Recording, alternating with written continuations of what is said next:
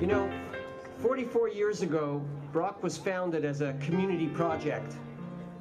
People in this community understood that higher education would be important to the development of the region, and people gave of their own money, and actually the workers in the factories voted to have paycheck deductions from their salaries in order to found this university. And the spirit of community-mindedness and involvement in the community has therefore been part of the lifeblood of Brock University ever since. We're known as a school that does a lot for charity. For example, Shinorama. Last week we raised just about 26 grand. So from Shinorama to community barbecues, there's an international cause that we're doing today for Spread the Net. Brock students know how to get behind something great to raise a lot of money and have fun while doing it. But think about this. In the time I've spoken, a child in Africa has died from malaria. That's unacceptable. That's a totally preventable disease, and that's the reason why Brock students are here to show their support and be 100% behind the Spread the Net campaign. Brock was first in Ontario last year. That's why we're having the Spread the Net launch here today.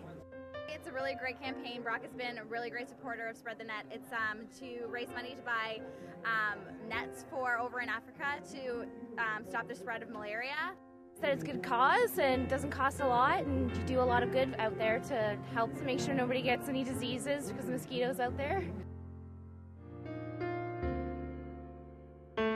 Now around the world, 3 billion people in over 107 endemic countries where malaria is endemic live under its threat.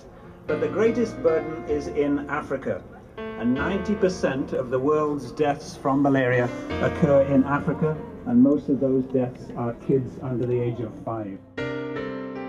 Like a lot of Canadians, I hadn't really thought of going to Africa. It wasn't really on my list of things to do. But the opportunity was there, so I went along, and I had the privilege of following Dr. Jeffrey Sachs. And it was on this trip that it was, I guess you would say it was an incredible experience of extremes. You would go to one area of the continent, of course, where things were okay and people were healthy. And then, as Belinda mentioned, we would visit an area where they had absolutely nothing. And Jeffrey Sachs said, well, the difference is obvious. The difference is the bed net. That allowed people to make sure their children were safe. It allowed people to be healthy enough to harvest their crops. It allowed people to function as a society. And it all came down to that, a $10 bed net. It's hard to describe, I mean, what nothing means. There was one place in Ethiopia that we went to where they were setting up a millennium village. And I mean, people literally had nothing. We saw women on the side of the road digging for water that would have been there for several hours just to get a couple cups full of water. And you can imagine that access to a bed net, a life-saving, long-lasting insecticide-treated bed net, is so far out of reach for many of these people. Spread the Net has been proven to be a really successful grassroots movement across Canada, and the goal is to raise $5 million over 3 years to help UNICEF distribute 500,000 long-lasting treated bed nets, and thereby helping to save literally tens of thousands of children's lives.